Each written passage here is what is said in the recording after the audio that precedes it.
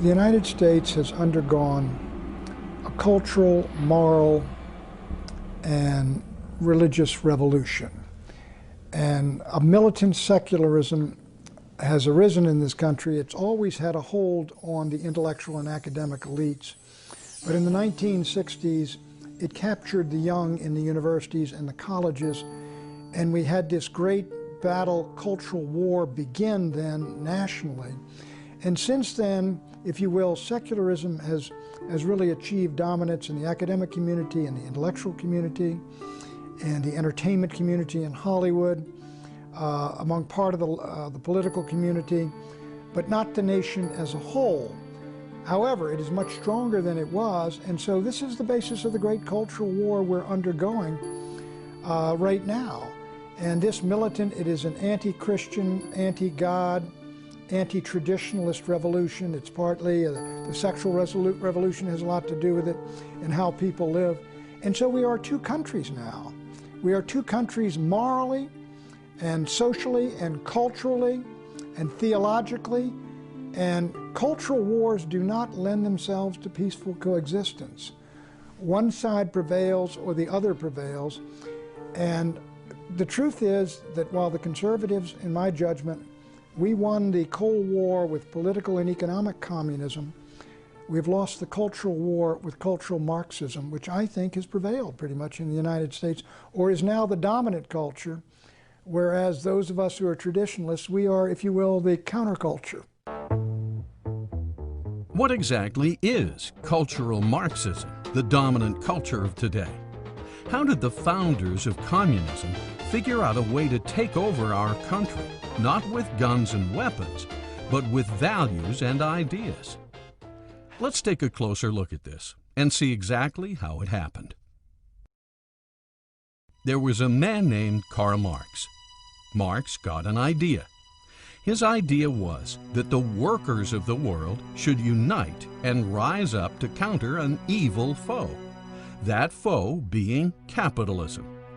Capitalism, the idea that people and private companies should be able to own the means of production and be free to earn and have as much as they wished, was anathema to Marx. Marx felt the state should own the means of production, as well as products produced, and then the state should distribute a fair share of all such products to each and every worker. Thus, in his book, The Communist Manifesto, Karl Marx thundered, "Workers of the world, unite!" Sure that he had a principle to unify all workers in every country, Marx looked forward to eventually taking over the world.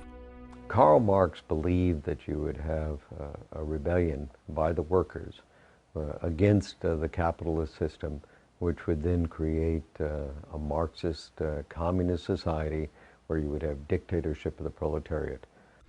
Unfortunately, when World War I broke out, the workers of the world did not unite. In fact, the workers united with their respective countries and fought each other. What happened was the Marxists had an enormous disillusionment when the French and the Germans and the British workers all rose up for the fatherland and went to war happily, fighting one another. Marx's idea was a total failure. Workers were more loyal to their respective countries, churches, and cultural values than they were to their counterparts in other countries. They did not want to give up their houses, their cars, their stoves, their products. They did not want to have a classless society. They did not vote, and they didn't even have an overthrow. Some years after Marx failed, several of his disciples got a new idea on how to take over the world. One of his disciples, Antonio Gramsci, while where else but in prison, wrote up a series of plans, now known as the Prison Notebooks. In this plan, Gramsci announced, "The workers of the world will unite only after the Long March is over. The Long March? In other words, they had to get into the culture and change the way of people's thinking. And if people were thinking about patriotism and nation and God and country, that was a mechanism which was too resistant to Marxism. It could never take hold. So you had to erode and destroy that in the individuals. That began what's called the Long March through the institutions, through the seminaries, through the churches, through the media, through Hollywood, and all the rest of it, to create an anti-Christian culture which would destroy the Christian beliefs and convictions in the vast majority of the people, so they would embrace the ideas of Marxism, and they would embrace the ideas that they had rejected, and they would be open to a takeover, basically, by Marxists. Now, not political Marxists, but cultural Marxists. Rather than workers uniting and marching into battle, thus seizing power through force, they would make a long march through the institutions. Institutions like the arts, cinema, theater, literature, schools, college, seminaries, newspapers, magazines, and what is now known as radio, TV, and the mass media. Once this march is over, all the barriers to the acceptance of Marxism will have been quietly and systematically removed. So to get to that point, they said we have to destroy the culture, and what they were talking about was the Christian culture, what we used to call Christendom or Western civilization. If you can break people away from religious affinities, for example, where they would turn to their community, their religious community, for support and help, or they would turn to Scripture for answers to certain perplexing questions. If they have an affinity to their religion, they might say, well, we're not going to go along with government because it's contrary to my religion. So cultural Marxism would attack religion of all kinds. Doesn't make any difference, because there was another place where people could go other than to the government for support and for answers. We, the people, will have thus been indoctrinated or brainwashed into seeing the wisdom of Marxism and the folly of capitalism. Thus, the door to socialism and communism will be open, and the door to a constitutional republic closed, because the success of cultural Marxism means the demise of the U.S. Constitution.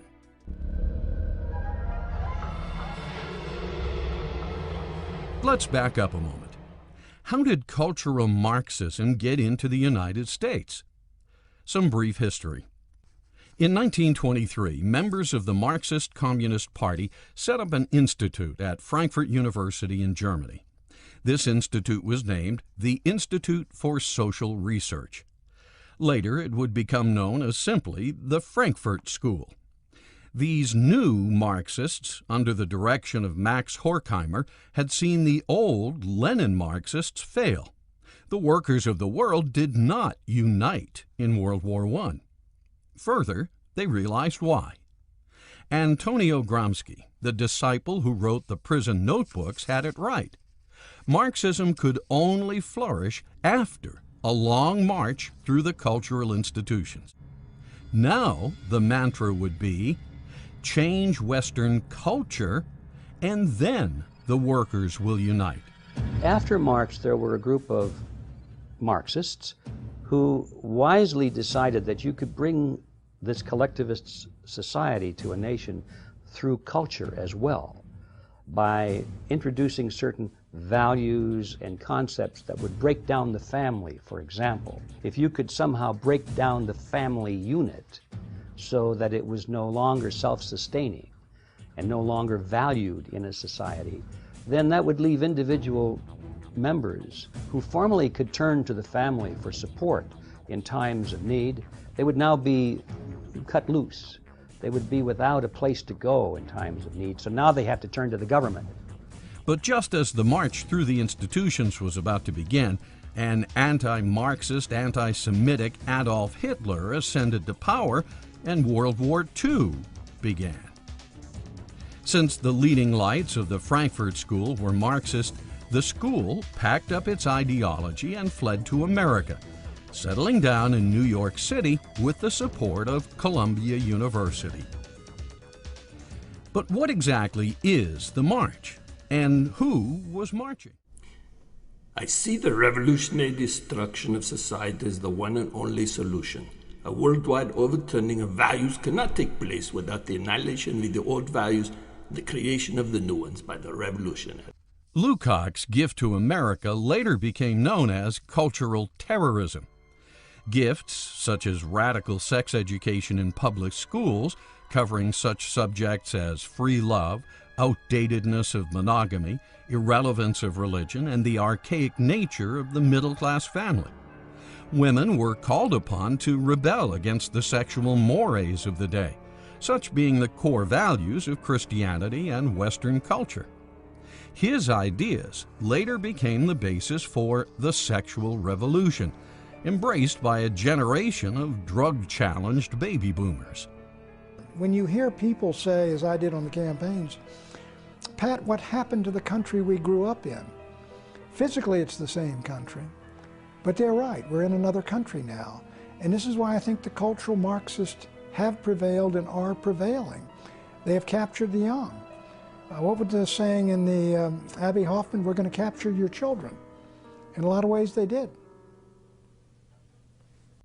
Although Gramsci died in 1937, his prison notebooks lived on as the blueprints to de-Christianize the West. The civilized world has been thoroughly saturated with Christianity for 2,000 years. Any country grounded in Judeo-Christian values cannot, therefore, be overthrown until those roots are cut. But to cut the roots, to change culture, a long march through the institutions is necessary. Only then will power fall into our laps like ripened fruit. And the new generation of freedom-loving, authority-challenged baby boomers were quite willing to accept the bait and take a toke. Turn on, tune in, drop out. Yes, our prison planner, Antonio Gramsci, had quite a dream. The only way a Marxist revolution could be successful was if the heat shield of capitalism, Christianity, were first destroyed. In the 1960s, the church pulled back from the culture. You had the first Sex and Satanism film. You had the first X-rated film where the pastor takes the boy up to his room in Broadway to get on his knees but not to pray. You had all of the perversion. You went from 100% broad audience films that anybody could see to 82% R-rated movies, which were restricted. You had a tremendous loss of viewership at the movie theaters. Even though television had been around for 20 years, you went from 44 million weekly attendance to 17 million weekly attendance. And so basically what happened, the church gave up in the mid-60s. It came up on prayer in schools. It gave up on being a force in society. And Johnson shackled the church when he said that when he used the 501c3 to say the churches couldn't talk about politics, and the church just buckled under. When prayer was taken out of school, the church buckled under. When the church collapsed from Hollywood, they buckled under. So it was the church's internal collapse, and that has happened before in history, and unless people get revival, reformation, renewal, we will never reclaim the culture. So cultural Marxism would be that type of activity in any society that breaks down the culture in such a way so that people instinctively turn to government as an alternative for the support that they otherwise would have. This is done through art, it's through music, it's through literature, it's through motion pictures and that kind of thing. It's the implanting of certain ideas and concepts which make them very ripe for the philosophy of collectivism and makes them very ripe for turning to government as the big daddy, the big solver of all problems. Collectivism implies that if something is important enough, then the state should step in and make sure that everybody conforms, whether they want to or not. So the essence of collectivism in a political sense is that it employs the use of coercion to require people to work together. And once coercion enters, then you are actually participating in a negative social conduct, which is in many cases worse than the social condition that you're trying to overcome by the collective action. People are not given free will. They're required to do this and that because the majority has decided this is for the greater good of the greater number and so forth. Whereas individualism works toward the same goals, but they do so in the environment of freedom. So it's the difference between freedom and coercion.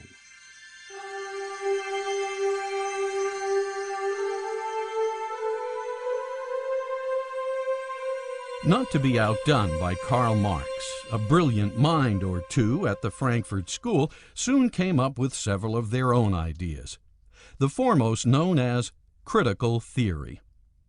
The idea behind critical theory is to challenge all previously accepted standards in every aspect of life from a Marxist perspective. Standards such as Abe Lincoln was honest, home is where the heart is, democracy and capitalism are good, the founders believed in freedom. In doing this, every negative thing one could possibly say about America was dredged up, circulated in books, movies, TV, schools, colleges, and even the clergy, so that the youth would be endlessly indoctrinated. Things like white men killed the Indians, fathers were repressive, God is dead, the founders had slaves. But when the consciousness-challenged baby boomers repeatedly heard that the establishment, as they came to refer to it, was a bunch of racist, overly religious, sexually deprived sexists who were xenophobic Indian killers and anti-Semites, they internalized the criticisms. Soon their movies and songs began to reflect these values, spreading them throughout the nation's youth culture. Critical theory was doing its job, especially on people like Charles Manson and John Lennon. Even though the reality-challenged baby boomers of the 1960s were the most free, most affluent, and most privileged of any youth in any age, they were bored with their lives and swallowed the Frankfurt School's propaganda like a hit of California Sunshine. Books like The Death of the Family, Escape from Freedom, The Mass Psychology of Fascism, The Sexual Revolution, The Joy of Sex, and The Authoritarian Personality flew off the shelves. Books like Authoritarian Personality were particular hits because they attacked the patriarchal family unit, a deeply Christian institution. So along came movies depicting the family unit as sexually repressed and dysfunctional. Basic unit of a family is where a male as a sex joins with a female as a sex, and they're able to work together to help each other. And by being able to work together to help each other, they perfect each other, they love each other, they care for each other. And in the process, they learn to love and perfect and care for others within the society. They become good citizens because they're good citizens within their own home, and that produces a society that loves each other. Marriage is a particularly Judeo-Christian institution. It was Jesus who instituted one man and one wife, forever shall become one flesh. By targeting the family unit, the cultural Marxists knew they could eventually destroy the middle class of the United States. Why? Because the family unit is the basic building block of the middle class. Destroy the middle class, and you eventually destroy the economic engine of the United States.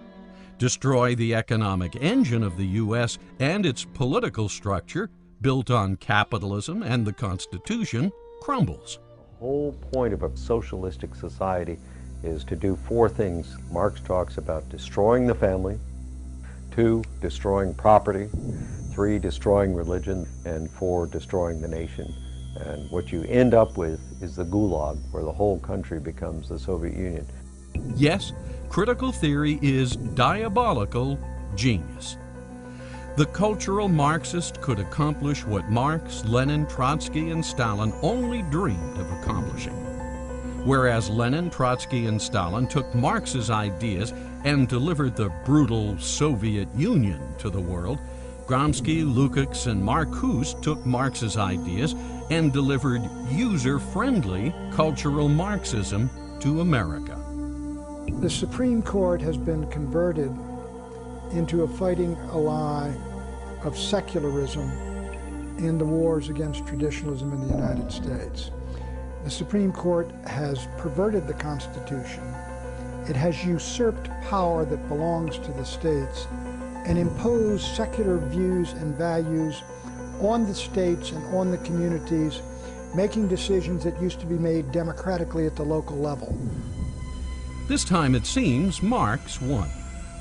Today, post-Engel, politically correct baby boomers are so completely immersed in the Frankfurt School's cultural pessimism, they can't see the forest for the trees. They're fish in a bowl of muddy water. They're Neo in the Matrix. They swim in it. They absorb it through every pore of their beingness. Starting in the 1960s, cultural Marxism has woven its values into every American's very existence. Khrushchev was right when he said, "We will bury you."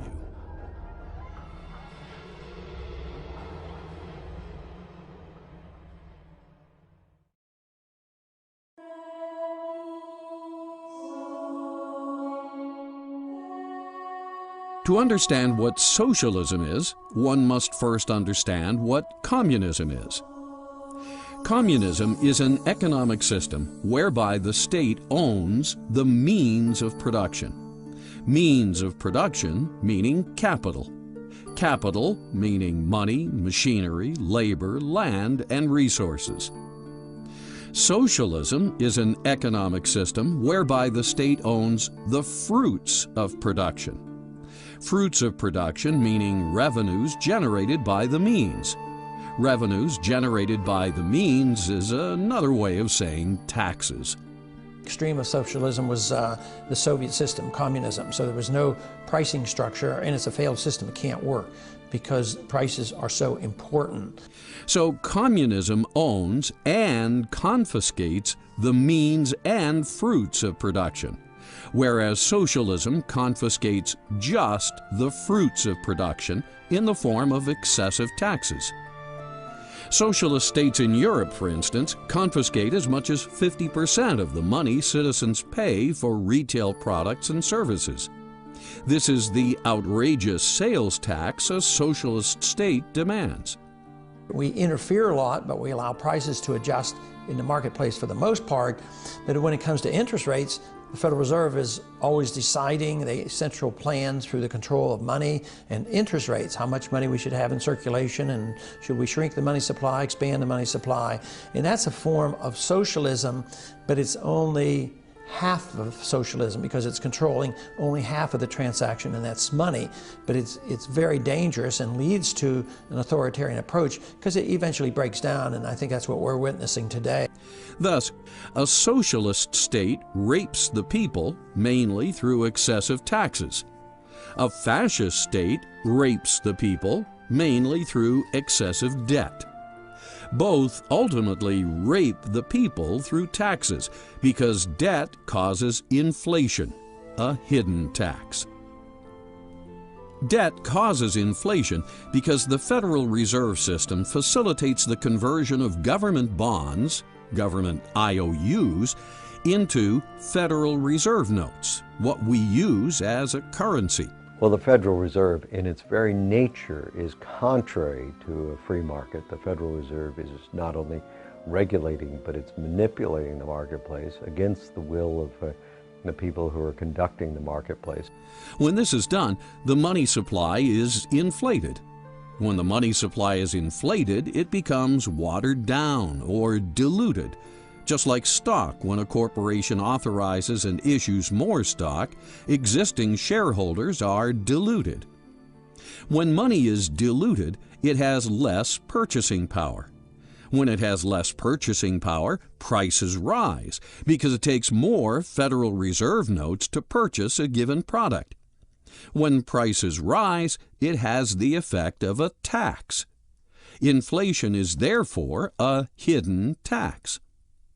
If the government can create new money that it doesn't have to tax for, and especially if it can put off the ultimate payment of this into the future through the use of long-term bonds that are the backing for the fiat currency, then we have a government that is essentially out of control to some degree. It can make decisions that are not immediately going to subject the people to pressure. Unfortunately, the constitutional republic envisioned by the founders is being undermined by cultural Marxism and destroying the republic envisioned by the founders.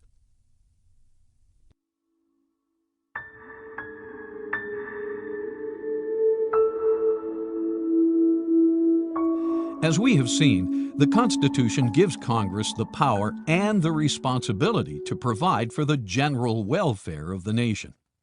So important is the idea of general welfare. This is the only term that is stated twice in the Constitution, once in the preamble and again in Article 1. Unfortunately, a lot of people interpret this term to be a green light for massive social security, the so-called nanny state, which pays for everything and then demands the right to regulate everything. Well, the Constitution was written to limit the size and scope of government. It was to recognize that government was there to protect our liberties. It does not endorse the welfare system at all. If we just followed the Constitution, the government would be very much smaller, maybe 80% smaller. This may be the cultural Marxist's dream of a socialist state. But as a result, we now have minimum wage laws, child labor laws, federal disability laws, Medicaid laws, public housing laws, rent laws, entitlement laws, food stamp laws, and even extensive pet laws. Over 25,000 laws are enacted every year, many by congressmen that have been bought and paid for by multinational corporations, all non-people entities. I hereby declare this to be an unlawful assembly. If you remain in this immediate vicinity, you will be in violation of the Pennsylvania Crimes Code, no matter what your purpose is. What comes to mind is big corporations that put their view of the world out there for everyone, take over small businesses, take over choices that people might have, different kinds of products where everything becomes much more generic and just based on cost as opposed to quality and workmanship. Because term limits have not been established for the Congress, most congressmen have been able to stay in office for decades. Again, this is the Supreme Court. States were enacting and imposed term limits on their members of Congress in something like half the American states, and the Supreme Court overthrew it and took the right away from the states to impose term limits on their own members of Congress. And what did Congress do? They said, it's fine with us, because we'll stay in power. It seems the more a congressman is entrenched, the more he is able to build a social network, a network of cronies. Clearly, good relationships with fellow congressmen serve many productive purposes, but such a network can also be abused. After all, it's much easier to minimize the risks of vote swapping, a form of collusion, amongst cronies. It's much easier to justify corporate campaign contributions, a form of bribery, amongst cronies. And it's much easier to get away with earmarks, a form of fraud, amongst cronies. Thus, an entrenched Congress, especially one cast into only two major political parties, would seem to be in the perfect position to imperceptibly usurp power from the people and place it into the hands of the corporate fascists that have hijacked Congress.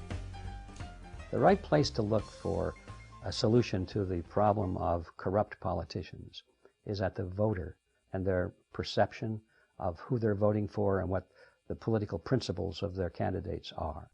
You can bet collusion, bribery, and fraud are not practices the founders envisioned for a more perfect union.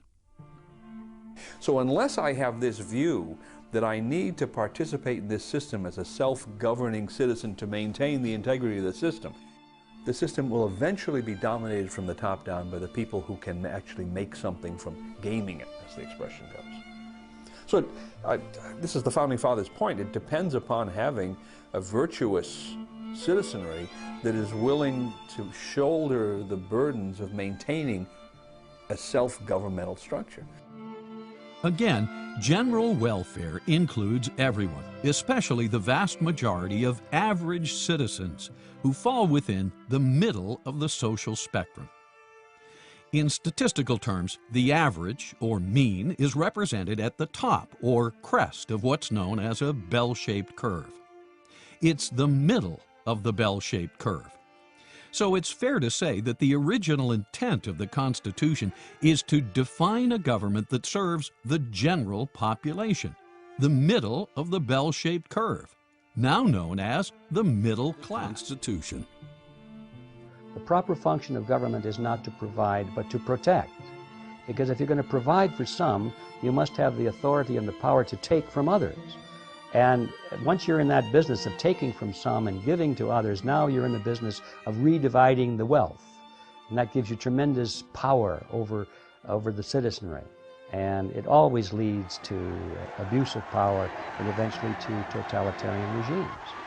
Many have commented that we now have a monstrous tax system, a system that taxes its citizens far more than citizens of the Boston Tea Party era. If 2 to 3% taxation justified a revolution in 1776, why doesn't 50% and growing justify a revolution? If a few little excise taxes on pieces of paper and tea justified open lawlessness from these rebels that we're all celebrating, why don't the myriad of incomprehensible, unavoidable, crushing taxes, state, local, and federal, why don't they justify a revolution today? Our government not only taxes us at every transaction, it's in our faces at every turn, endlessly regulating what we can and cannot do. All these regulating laws and their expensive enforcement programs are turning us into a police state.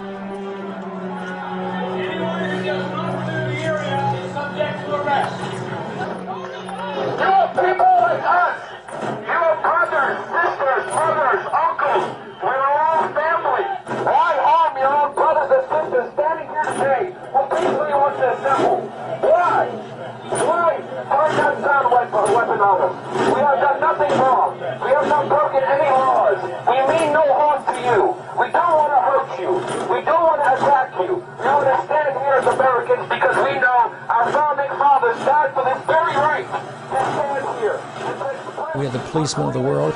So instead of a government now that occupies so many other countries, and we have 700 bases overseas, that wouldn't happen if we had the proper size government.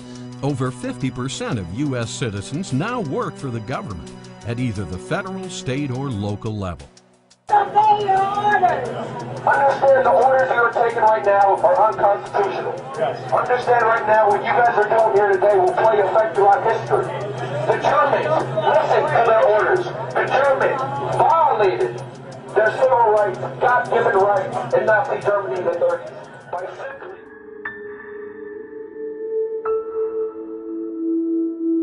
The nefarious genius of cultural Marxist strategy is to destroy the family unit by promoting what's known in the field of botany as androgyny. From the American College Dictionary, androgyny means, quote, having staminate and pistillate flowers in the same inflorescence, being both male and female, hermaphroditic, end quote. Translated into cultural Marxist strategy, this means making the father and mother of a family the same, and/or reversing their roles. How is this done? Well, it starts with invalidation. I hate this house, and I don't want to be here anymore. As previously discussed, one of the key technologies of the Frankfurt School is critical theory. Recall, the purpose of critical theory is to instill cultural pessimism. Thus, by endlessly portraying fathers as dominant, restrictive, depersonalized, and controlling, the cultural Marxist is able to invalidate the male component of the family unit. Concomitant with this, by endlessly portraying mothers as schizophrenic, nagging, anxious, the cultural Marxist is able to invalidate the female component of the family unit. This two-punch invalidation, endlessly repeated in the general literature, movies, and media, gives rise to a pessimistic attitude towards the traditional family. After time, this pessimism becomes imbued into the culture. That's why it's said the product of critical theory is cultural pessimism. The message of cultural pessimism. 1. Families are boring, stifling, and intrusive. 2. Mothers and fathers suck. 3. Divorce is therefore understandable and justified. With divorce made understandable and justified, even laughingly made easy by calling it no fault, 1 out of 2 nuclear families now disintegrate into chaos. Most contracts, the court system tries to sustain the contract. If you and I are doing business together and they're trying to protect that contract because the contract was entered into in good faith for good principles. However, although the marriage might have been entered into in good faith, by breaking that, they can put a lot of people to work. Not only the marital courts can go to work, there are also the social workers that go to work. There's also a whole team of people, including the IRS, who prey off of them. And one court in Massachusetts says, we're going to bring this father to his knees and take all of his money from him. So there's a whole movement by the courts to make money off the dissolution of marriage. After the mother and the father are finally done arguing or negotiating over custody of the children and possession of the assets, 2 new family homes are usually established. He lives here and she lives there. Each new household economy now has to have a redundant, otherwise superfluous set of rent or mortgage payments, energy and utility demands, and household furnishings and accoutrements. Extensive and complex scheduling of child visitation then must be established. If the divorce was acrimonious and/or the children were traumatized by it, and most are, both parents vie for the children's attention and visitation. As they do this, knowingly or unknowingly, they spoil the children with unending material gifts, junk food, sugar, unearned validation, and parental supervision so lenient it borders on gross negligence. Divorce is dreadful for children. And now you have some families, probably the weakest and the poorest, mostly black families, that are now over 50 and even 60% in divorce, which is critical for the children. But worst of all, children are usually shipped off to daycare centers and/or public schools, where they are then handled like animals in captivity.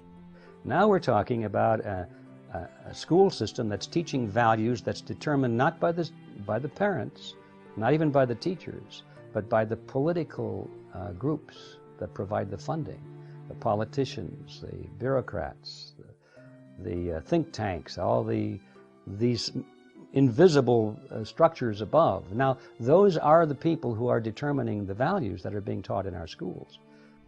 The profligate cultural Marxist society that causes and tolerates this then imposes pharmaceutical drugs on these children.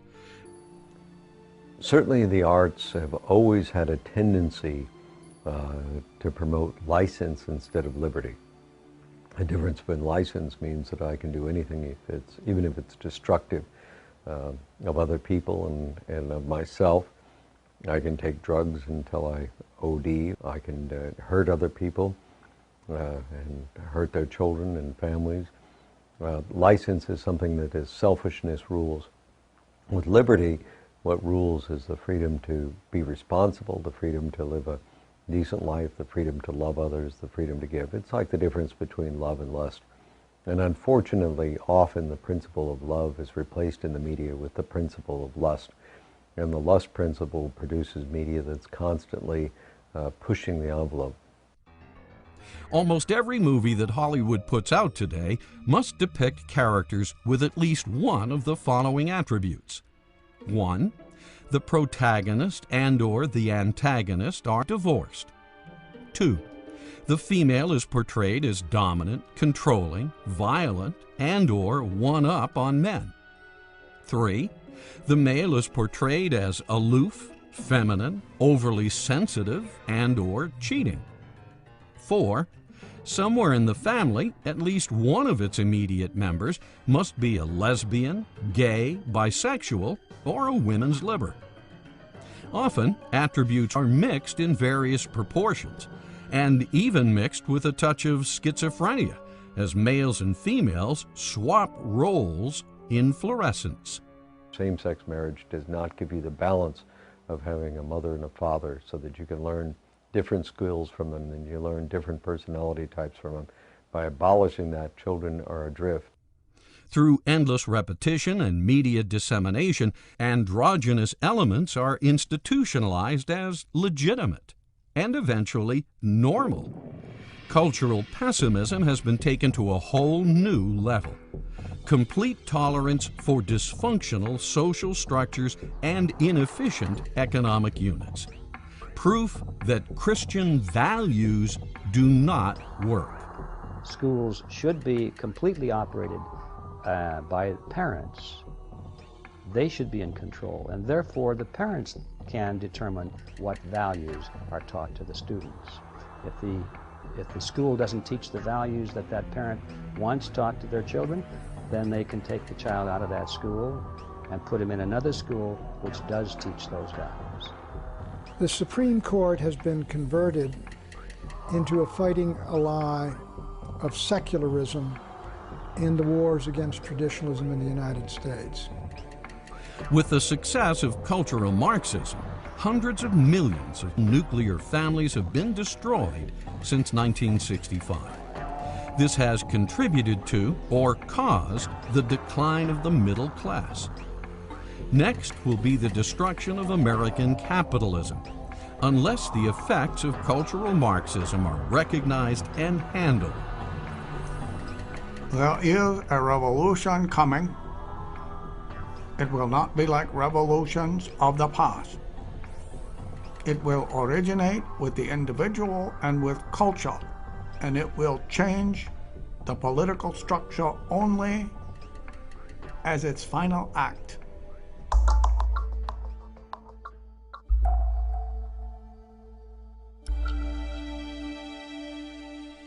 Before the Romans crashed and burned, they had gone down the same road, only they called their social security bread and circuses. Bread and circuses will eventually crash the U.S. empire as well, if we interpret the term general welfare in the Constitution as an invitation for social security. General is the problem. What did the Founding Fathers intend when they wrote those words? General welfare has been debated since the Constitution itself. Many of the founders were concerned that the general welfare would be taken in the wrong sense, that it would be used to apply for, as we've done it today, as Hamilton wanted us to do it, to give the government license to do whatever it wanted and just to grab power. The founders knew that Rome, and every society since the beginning of time, had poor, sick, and unfortunates, and many of these societies tried to help.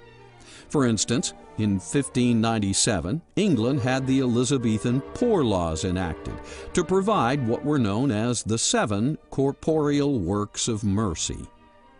These works were to feed the hungry, give drink to the thirsty, welcome the stranger, clothe the naked, attend the sick, visit the prisoner, and bury the dead. But is this how you really promote the general welfare, the founders asked? You're talking to someone about a free society, and they say to you, as they always do, what about the poor? Oh, the poor. What are we going to do about the poor if there's no welfare state? The poor that die in the streets and isn't that, right?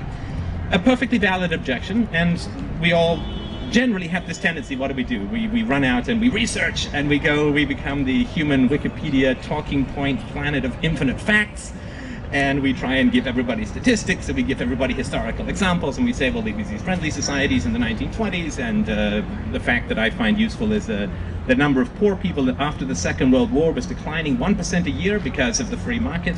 When the welfare state came in, it stopped declining and stayed steady, which is exactly what you would expect. If you subsidize something, you increase its prevalence, and you subsidize poverty, you get more. Give a man a fish, and you feed him for a day. Teach him how to fish, and you feed him for life. The founders were teachers. Their original intent was to set up a system that created fishermen. The Constitution means what the founders intended it to mean. Otherwise, it means nothing.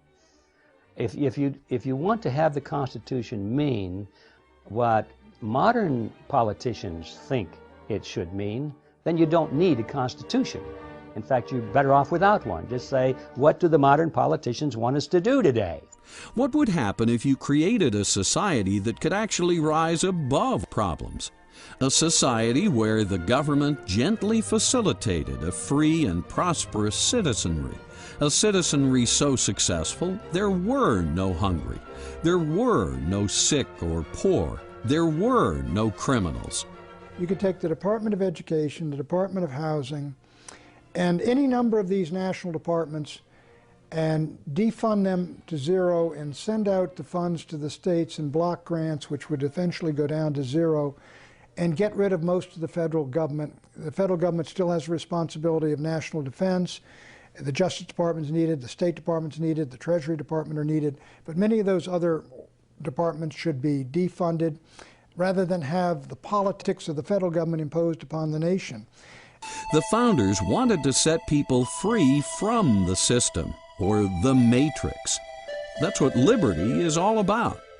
They wanted general welfare to be the result of a self-governing, productive society. They wanted general welfare, not welfare in general.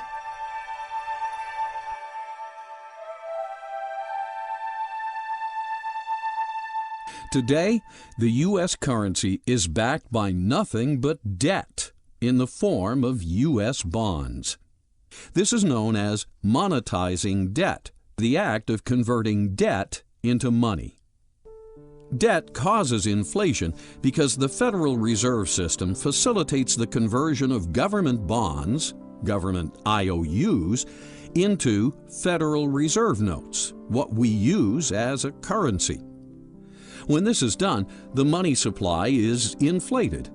When the money supply is inflated, it becomes watered down or diluted. Just like stock, when a corporation authorizes and issues more stock, existing shareholders are diluted. When money is diluted, it has less purchasing power. When it has less purchasing power, prices rise because it takes more Federal Reserve notes to purchase a given product. When prices rise, it has the effect of a tax. Inflation is therefore a hidden tax. If you can delay the payment and hide the payment, that is, borrow money or print money, those who really pay the price are hard to find. They're usually the poor people and the middle class. So it's a very specific plan to have a central bank to destroy money. It's been done for thousands of years. They used to dilute the metals or clip the coins, or even in the old days they tried printing money. Today we do it with a computer.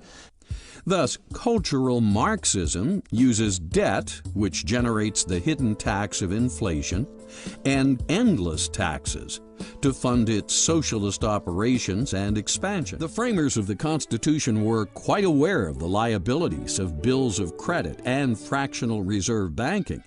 And this is why Article 1 states, "No state shall make anything but gold and silver a tender in the payment of debts," and, quote, "No state shall emit bills of credit." The Federal Reserve System should be abolished. It was not authorized in the Constitution, therefore we shouldn't have it. But I take a sort of a moderate approach to doing it because there's a lot of people who depend on the system today, and I wouldn't close it down in one day, but I would legalize competition, allow gold and silver to circulate as money, take taxes off gold and silver so you didn't have to pay sales taxes or capital gains taxes, and let the people transition over to gold and silver. Since 1976, we weren't even allowed to own gold. And then later on, we got the American Gold Eagle. So we're moving in that direction. But we need to go a little bit further to legalize contracts in gold. The real culprit is the ability of the Fed to monetize debt. Members of Congress spend money for war and welfare. They can't borrow enough and they can't tax enough, so they literally create treasury bills out of thin air, and then the Federal Reserve creates money out of thin air and buys the treasury bills, and that has to eventually destroy the value of the dollar. If we were to abolish the Federal Reserve System tomorrow and get the banks out of it completely, turn the entire function as it now operates over to the Treasury, nothing would change. The same people would still dominate the system from behind the scenes. So this question of ownership receives too much attention, because where that idea goes is that, well, if we can just find out who owns these banks, and if we don't like who they are, then we can support a move to abolish the Federal Reserve and turn that system over to the Treasury, exactly as it's now operating. So the focus should not be on who owns the banks, but on what the banks are doing. If the public better understood how fiat money can be abused by Congress, it would impeach almost every member and abolish the Federal Reserve Central Bank, as it has done twice in the nation's history.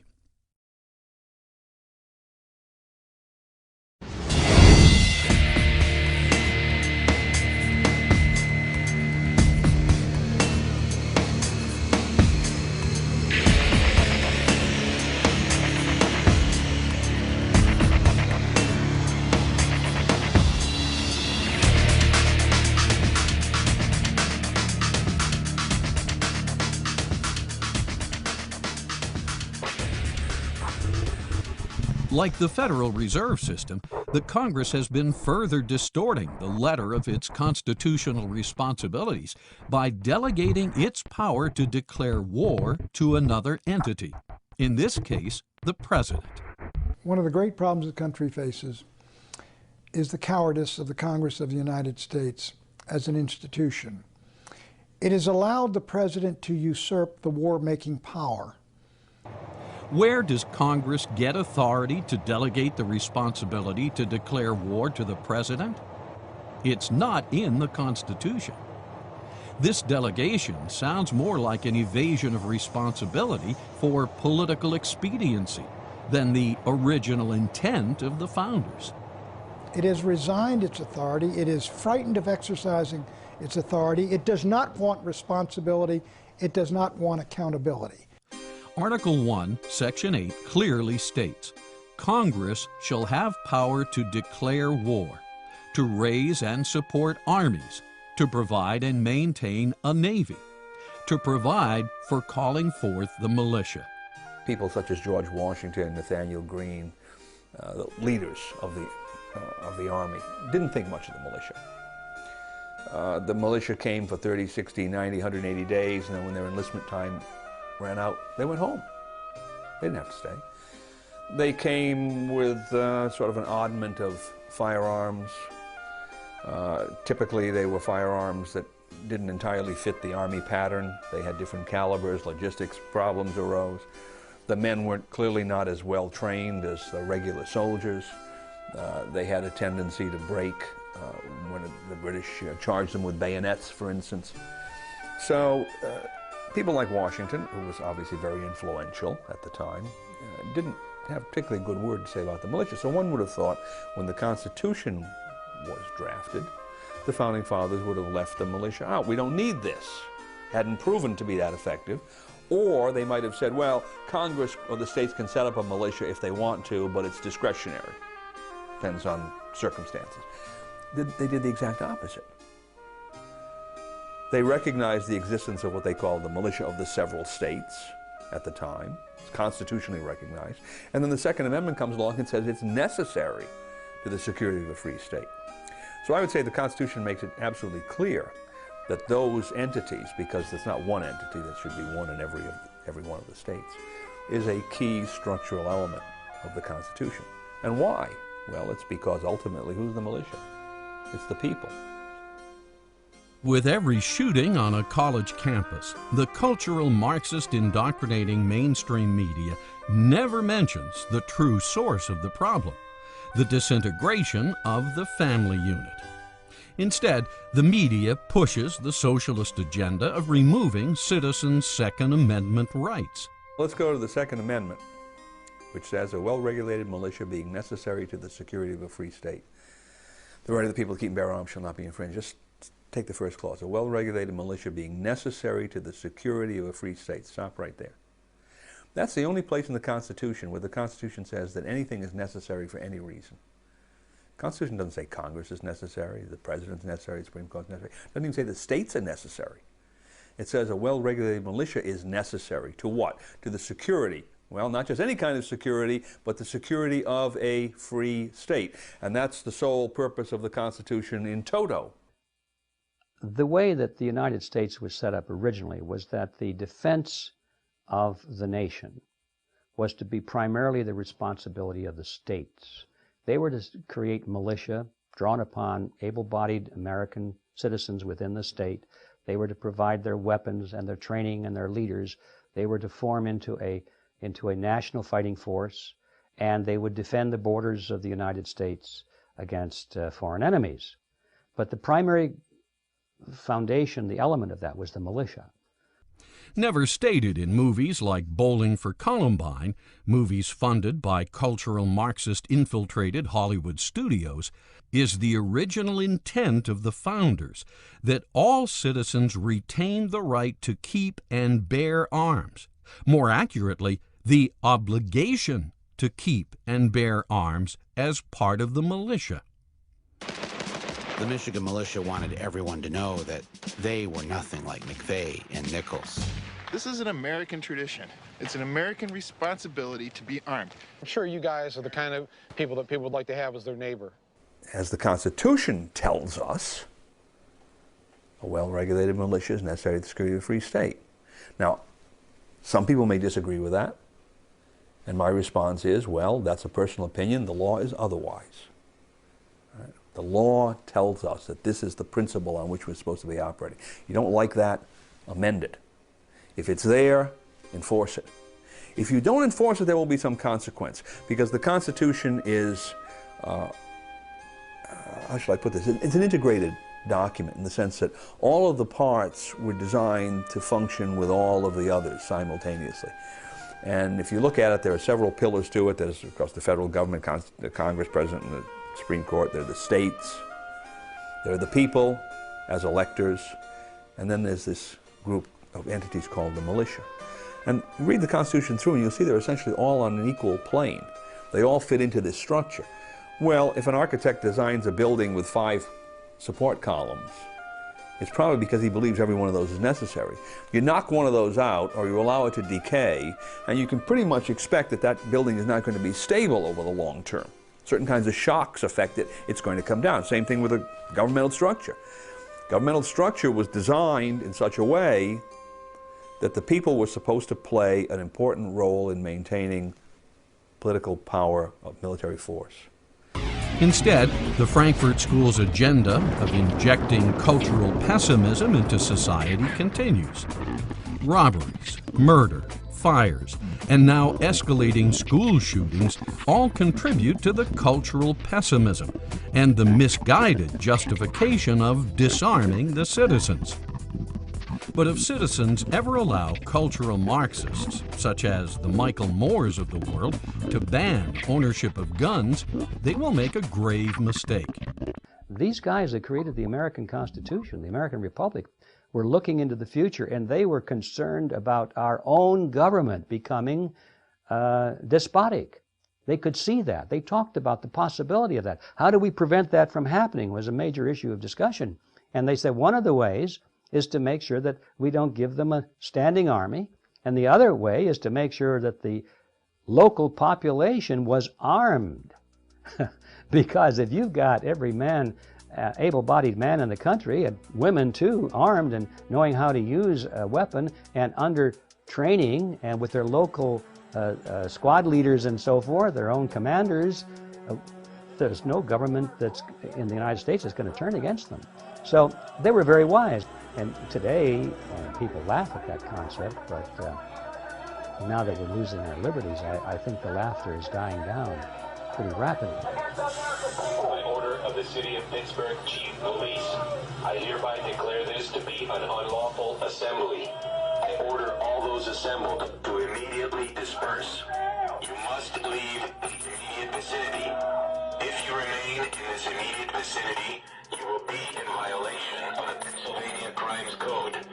If you do not disperse, you may be arrested and/or subject to other police action. I order all those assembled to immediately disperse. You must leave the immediate vicinity. If you remain in this immediate vicinity, you will be in violation of the Pennsylvania Crimes Code, no matter what your purpose is. Observing thousands of years of history of earlier governments, the founders knew that the only thing that ultimately stands between a tyrannical government and the people are weapons. Quoting Mao Zedong, who in this case agrees with the Second Amendment, political power grows out of the barrel of a gun. Where the source of political power is to be is where the gun is. Ultimately, that's the bottom line of force in government, right? That's what government is, the application of force. If the application of force is given to some elite group, they're in control. If the application of force is given to the people, they're in control. If you want a free state, a self-governing state where we the people do the ordaining and establishing, who has to control the ultimate body of force? It's the people themselves. And that's not a professional army. That's not a standing army. That's something the Founding Fathers were very much concerned about. They didn't want a standing army. It thought that a standing army was perhaps one of the most dangerous things you could imagine, because if Washington, D.C., they said if they were to have a standing army, you know what they're going to do with it? They're going to use it. They're going to use it for something. If you get a bunch of soldiers sitting around training, you're going to use them. And they didn't want that, except in a defensive mode. If people read the Constitution, that it's not in a time of war you have a standing army. When there's no war, you have to abolish the standing army within 18 months. You can have a navy, but no standing army. Also, never forget the instrument that literally authorized the U.S. Constitution and freed all Americans from oppressive European rule was the Declaration of Independence. This sister document states that whenever any form of government becomes destructive of certain ends, such as the right to life, liberty, and the pursuit of happiness, it is the duty of the people to alter or abolish it. Alter it means to vote out those who aren't following the Constitution. If such politicians, over time, or unbeknownst to the people, reconfigure the government in such a way as to usurp the rights of the people, then the only choice left is to abolish the government. The Second Amendment states that the people, as and through their militia, have the right to keep and bear arms, and this right shall not be infringed. As individuals have rights, and we grant the government privileges. Those privileges are listed in Article 1, Section 8 of the Constitution, and anytime we have a justifiable reason and the courage to do so, we can revoke those rights and take those privileges away from the government. This means that a well-regulated militia consisting of the people, not some distant bunch of federal professionals, has the right to keep and bear, meaning own and keep on their person, guns and arms, short for armaments. These armaments are for use should the people, through their constitutional militia, find it necessary to abolish a tyrannical and suppressive government and replace it with a serving government that promotes the general welfare and secures the blessings of liberty.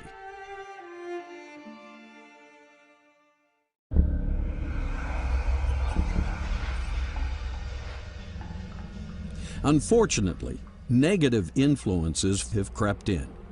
Not only has the cultural pessimism and the parade through the institutions attacked America's culture, but our banking system has been hit as well. The Federal Reserve, set up by banking architect Paul Warburg, is a European-style central bank, complete with all the inherent problems of the old world. Banking principles diametrically opposed by the founders. Alien concepts, such as backing money by debt instead of gold, lending out more money than you have in the vault, printing up money so banks can stimulate the very economy they just crashed. All this so bankers can charge more for interest and snap up real estate assets with straw buyers in recession markets. Thanks to the Fed, Congress can bypass the public's representatives and wage war with money that has been literally created out of thin air. Are any of these American ways?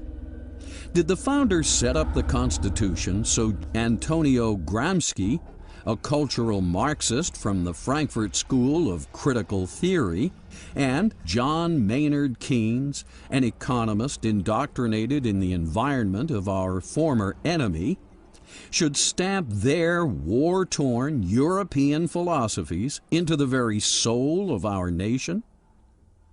Something isn't right here. In Keynesian economics, they endorse the Federal Reserve System. And to print money out of thin air is really fraud, because they're stealing from people, stealing the value from some people. So they're completely different. But Keynesianism is not socialism, but it leads to socialism. Socialism is where the government controls supply and demand and prices and the whole work. But Keynesianism allows the market to function to a degree with a lot of intervention, a lot of regulations, a lot of taxes, a lot of planning, and a lot of inflation. How can the original intent of the founders shine through when our entire economic system and cultural institutions have been perverted by ideologies of a world we worked so desperately to get away from? The New Deal, like the Great Society and like the universal peace proposals advanced by President Wilson, all of these presidential programs that have expanded the power of government have been the implementation of collectivism in America. Starting at about the time of Woodrow Wilson, the country at that point was pretty much an individualistic country. It was based on the principle of the individual being supreme and the government being the servant of the people. Starting with World War I, starting with Woodrow Wilson, on down through World War II, down through Vietnam War, now to the war on terrorism. All these wars are always used to frighten the American people into accepting the expansion of government, supposedly to protect us against an evil, terrible enemy. The actual expansion came about through the Supreme Court adding some words to the Commerce Clause. They said Congress has the power to regulate commerce or whatever affects commerce. And that's rather a radical departure from the Constitution, because imagine if you added those words to every other provision of the Constitution. Why shouldn't you? If you can add it to one, you can add it to others. You'd have essentially unlimited government. Well, what that has done is it has given Congress the power to control not only all true commercial activities, but all sorts of things that are entirely local that are related to commercial activity. So, for instance, you had the gun-free schools law. Based upon what theory? Well, a gun goes through commerce and eventually ends up in somebody's hands. And there he's within 1,000 feet of a school, 100 feet of a school, whatever the distance is. And so Congress can regulate his possession at that point in time. Well, his possession at that point in time is not a commercial transaction by any stretch of the imagination. How can Congress regulate it? Well, because this implement that he's holding in his hand at one time moved through commerce. Well, of course, if you follow that theory out, they can control every aspect of your life. How much cornflakes do you eat in the morning? Well, you eat one bowl. Maybe you should only eat half a bowl of cornflakes. Can there be a statute telling you how many cornflakes to eat in the morning? Sure, because where did those cornflakes come from? Well, they came from Battle Creek, Michigan. The Supreme Court has perverted the Constitution, making decisions that used to be made democratically at the local level. The Congress has the power in the Constitution, Article 3, Section 2, to circumscribe the jurisdiction of the Supreme Court and say, stay out of that area. That is our area, that is the state's area. You are not to get into that. Judges don't decide these issues, people do. After the formation of the Fed and selling the public on the New Deal, it wasn't long before Congress realized it had both the ability and the philosophical justification to print up endless amounts of elastic currency, what we call fiat money. It also wasn't long before Congress realized it needed more and more money in order to service the growing addiction of socialist benefits under Roosevelt's New Deal. The Federal Reserve, when it came in, aggravated all the worst problems of the economy. It's aggravated and caused the Great Depression. It's aggravated and caused the last Depression, and it will continue to cause more depression. Before the Federal Reserve, every economic system has ups and downs, but they corrected themselves much more quickly, and they corrected themselves because people had the freedom to shift their attention, to be able to create solutions to the problem, and to be able to exercise their God-given wisdom and intelligence to be able to do business with each other. Ever wonder why congressmen were so eager to sacrifice tariffs for NAFTA's free trade? It's because tariffs don't amount to much when Congress can print up all the fiat money it wants through the Federal Reserve System. Yes, monetizing endless fiat money was the answer opinion leader economist John Maynard Keynes suggested to Roosevelt in his 1933 open letter. John Maynard Keynes. I lay overwhelming emphasis on the increase of national purchasing power resulting from governmental expenditure, which is financed by loans and is not merely a transfer through taxation from existing incomes. Nothing else counts in comparison with this. By these words, Keynes, the most prominent economist of the time, laid out the philosophic rationale for endless government borrowing and endless government spending of fiat money.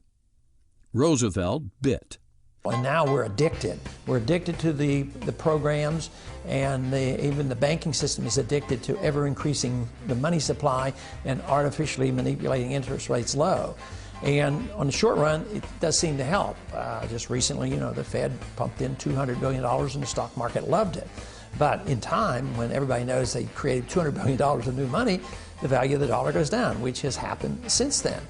Keynes knew exactly what he was doing. No two men did more to destroy the original intent of the founders and set the groundwork for the cultural Marxism and corporate fascism that was to later flourish as competing totalitarian ideologies, hell-bent on destroying a self-governing republic that sought to practice true free market capitalism. You can go back to a gold standard, say, of $1,000 an ounce. But what do you do if they keep spending and spending and borrowing? People suddenly realize that these dollars aren't really worth that much gold, and they will demand the gold. Sounds to me, given the state of affairs we're in today, well over $10 trillion in debt, immersed in perpetual wars, getting more secular and socialist by the minute, fascist multinationals dominating Congress, that we have allowed serious corruption to seep into the American experiment. We may think we won our independence from Europe, defeated communism and Nazi fascism. But did we? We have traveled the road to totalitarianism almost to the very end. Austrian free market economics is really the answer, and that's the system that we should be following. And more or less, even though it was not known at the time our country was founded, it was more or less classical economics and classical liberalism that was very close to what the Austrians teach today. Tragic that wine-drinking, pot-smoking, angle-challenged baby boomers would so recklessly thwart the wisdom of the Founding Fathers by allowing their banking system and economy to be so influenced by European financial philosophies. Philosophies that over the past century have created a living hell of endless wars and empires, as we have seen. The intent of the founders was to establish a nation that was different from the ways of Europe, and they did. The United States is different. Not only that, contrary to the propaganda originated by critical theory, it's the greatest nation that has ever existed.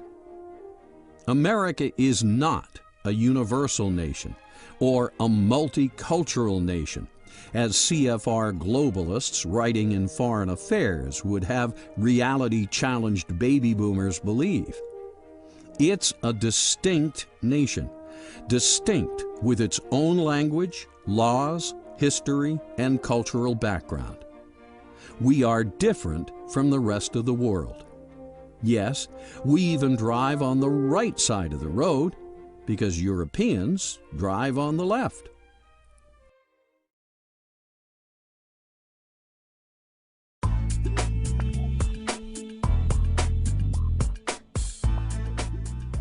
So how come the media seems oblivious to all this? The media that's looking out for the folks never discusses fiat currency, cultural Marxism, media consolidation, Keynesian economics, NAFTA, GATT, WTO, or multinational corporations in any sort of critical way? How come the mainstream media downplays people who protest against free trade, the World Trade Organization, or call for protective tariffs? We do a detailed economic study of the box office called our Report to the Entertainment Industry, where we get the studio heads to come.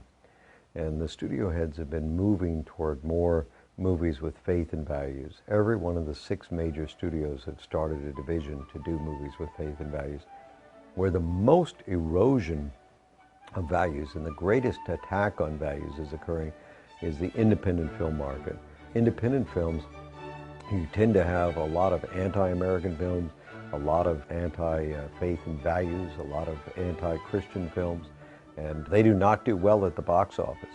Within the television industry, you find more of an attack on faith and values, mainly because the television industry is not focused on the vote. You see, in movies, each person votes for their movie. They know that they have to appeal to who's going to vote for them at the box office. You have to separate out the movie industry, which seems to be moving counter to much of the other media.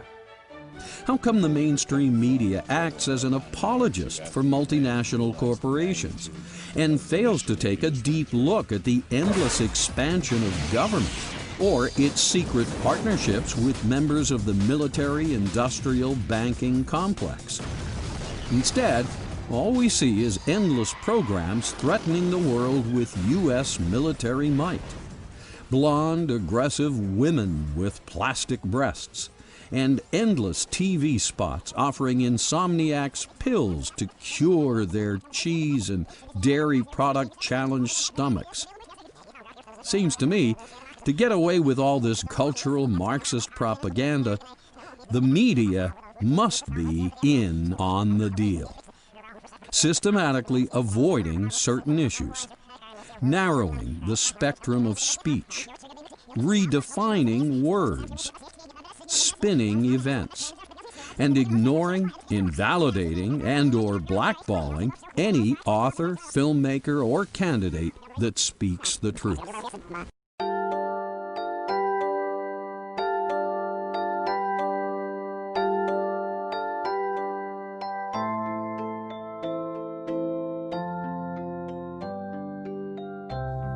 Americans and reality-challenged baby boomers need to wake up and smell the Constitution. The famous quote from Franklin was that after he left the Constitutional Convention, he says, "We've given you a republic if you can keep it." And obviously we haven't done a very good job.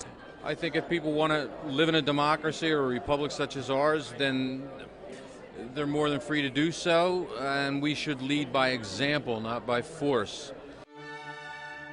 Citizens need to get familiar with the original intent of the founders and realize that the forces of cultural Marxism have been raping and pillaging the United States for decades.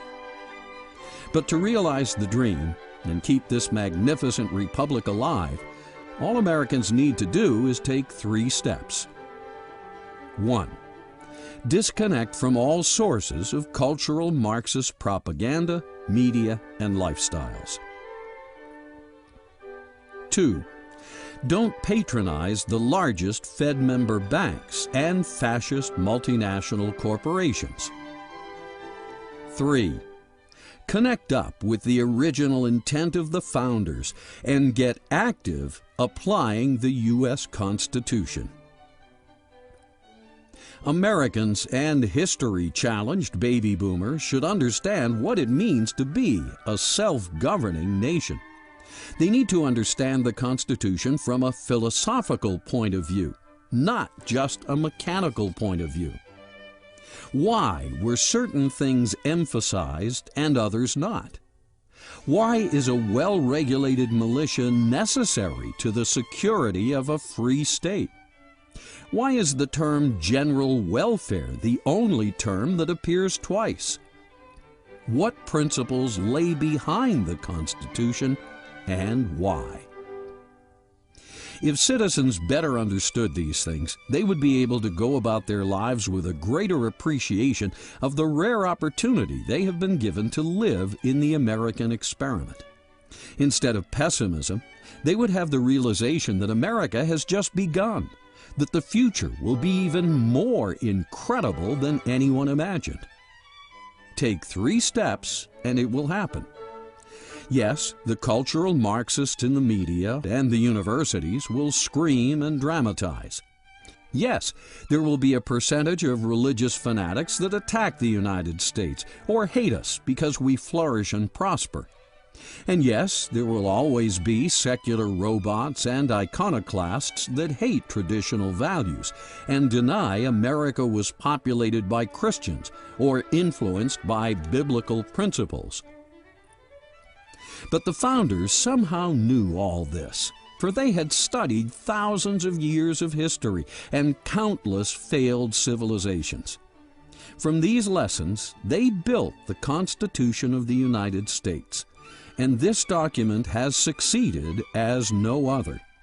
The blueprint for the longest-standing republic in history is in your hands.